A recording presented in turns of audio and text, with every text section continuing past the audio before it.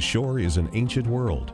For as long as there has been an earth and sea, there has been this place of the meeting of land and water. Yet it is a world that keeps alive the sense of continuing creation and of the relentless drive of life. As a fine art photographer, I have captured many images throughout the state of Florida. The 4,400 square miles in the watershed of the Charlotte Harbor National Estuary program have provided a picture-perfect studio for me to explore and document Florida. In this program, you will meet a group of committed people working together to preserve and protect a better environment in the Southwest Florida, known as the Charlotte Harbor Estuary System. An 8-county area from Venice to Estero to Lakeland, you'll see and experience the scenes from primeval preserved places and an overview of a planned program that brings research and managed ideas to existence to protect this incredible natural studio.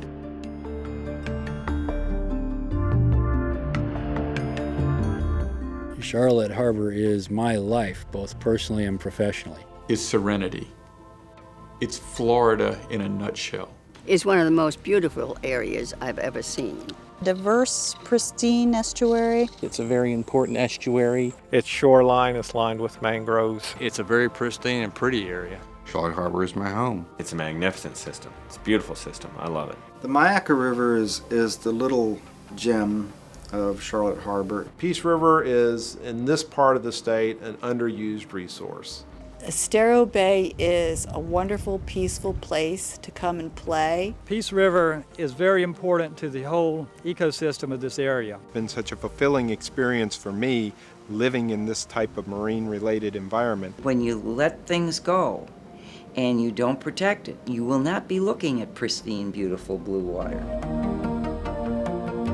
In this unique setting, the Greater Charlotte Harbor watershed contains 3 large rivers, the Myakka, Peace, and Caloosahatchee, flowing westward to the Gulf of Mexico. These waterways flow through cities and towns, cattle pastures and citrus groves, pine flatwoods and cypress swamps. When these rivers meet the salty water of the Gulf of Mexico, they form estuaries, which are one of the most productive natural systems on the face of the earth.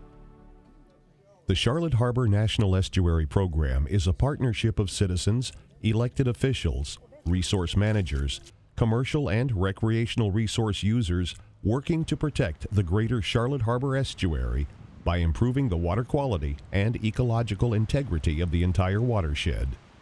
Using a cooperative decision-making process based on sound science and research, a well-balanced, comprehensive conservation and management plan was developed that identifies the region's priority environmental issues of water quality, water flow, and fish and wildlife habitat loss, and well-planned actions to solve these issues.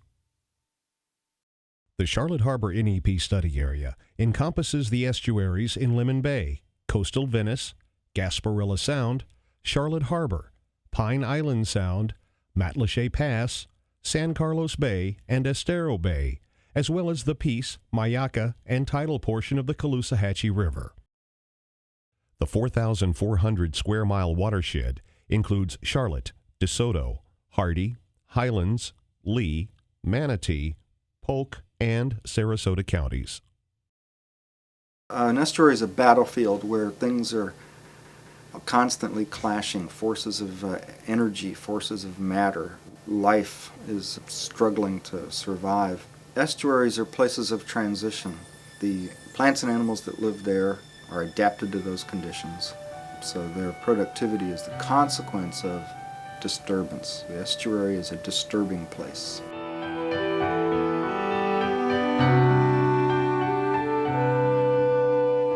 An estuary is an area where fresh water meets salt water. It's at the fringe of the ocean where the river comes in and meets the sea, usually an opening or a widening out of the mouth of the river. It's an area where a lot of activity takes place environmentally, where it's fish raise their young, where wildlife feed. It's a very important area.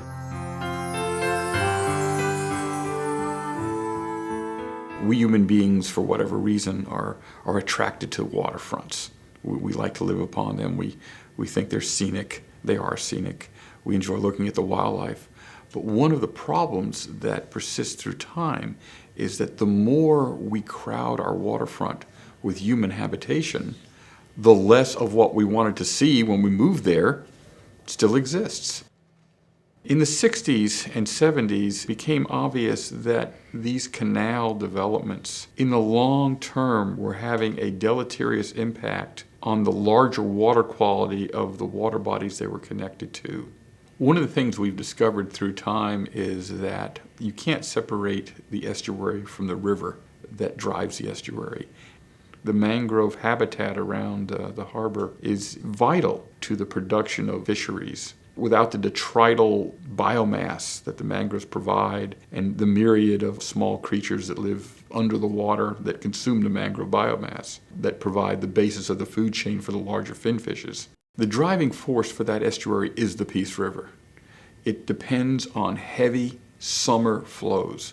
Without the natural, massive summer flows that come down the Peace River, the harbor cannot be as productive as it is. People need good water to drink. The estuary needs good water to provide productivity. Those two things are not mutually exclusive. It's important that we do not take too much water from the river, but the fact that the river is very important to people's drinking water, I think, adds to the importance of keeping that water clean, keeping it suitable for people to drink. That also, by the way, will take care of the natural system too. In Polk County, we are the headwaters for the Peace River system in the Charlotte Harbor estuary.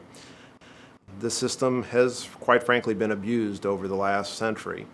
And we've been working diligently, the Board of County Commissioners has, to try to restore and repair the damage that has been done.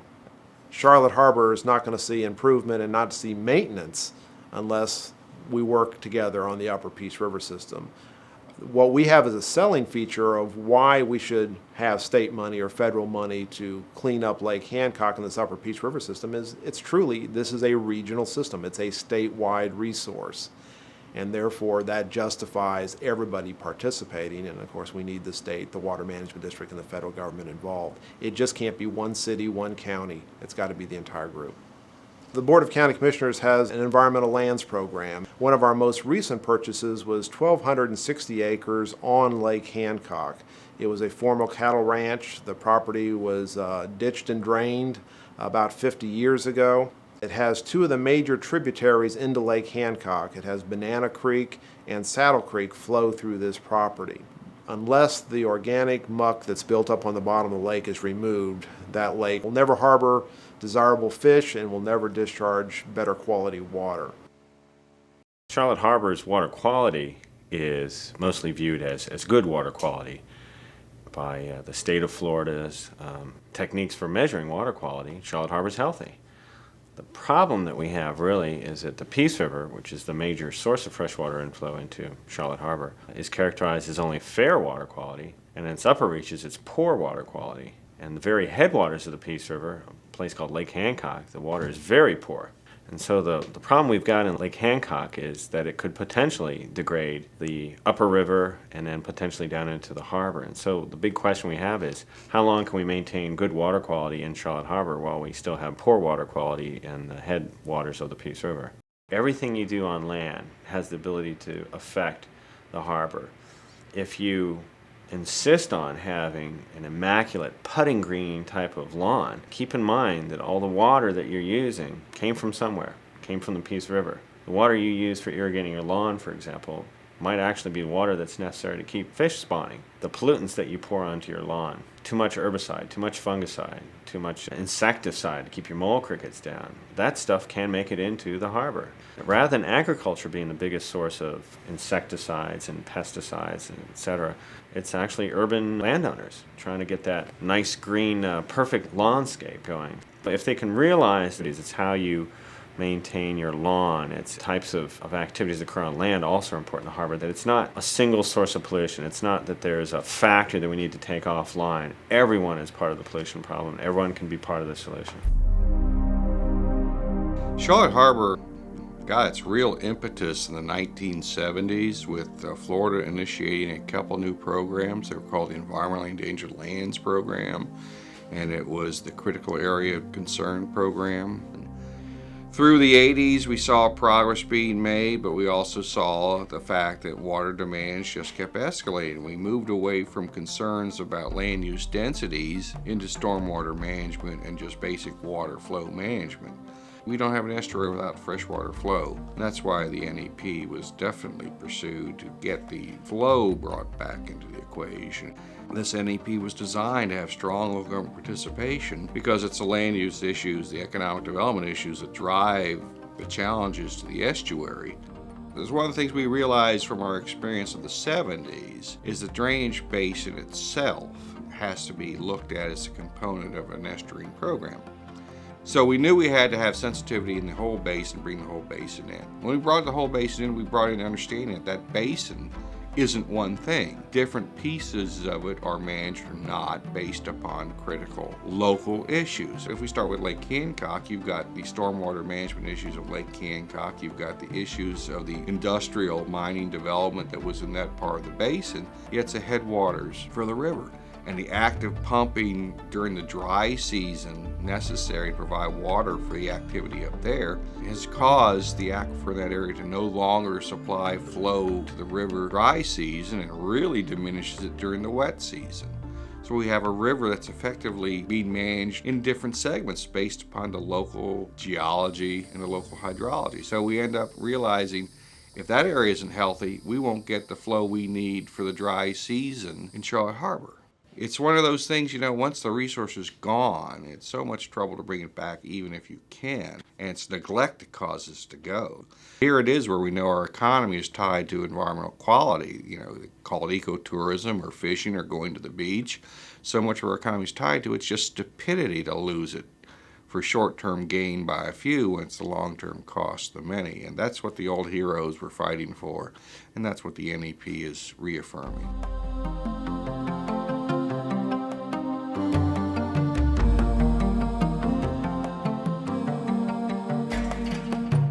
To the citizens and groups in Charlotte Harbor, it's an important, it's a jewel actually. It's something that they should realize they have a real precious area here and work together to strive to protect and improve. Well, EPA is committed to protecting Charlotte Harbor. We're in it for the long term. We've been involved in it from the very start, and we'll be here when it's finished. If it ever gets finished, it's going to be a long-term thing, and we're definitely going to be here with the other agencies. The NEP here at Charlotte Harbor has done an excellent job of bringing the cities, the counties, the community as a whole together to protect Charlotte Harbor. We think they've moved a long way. They've got a plan in place. They're now implementing the plan. We think they're right on target where they need to be and where they're headed in the future to protect the environment, to protect the Charlotte Harbor area and the watershed.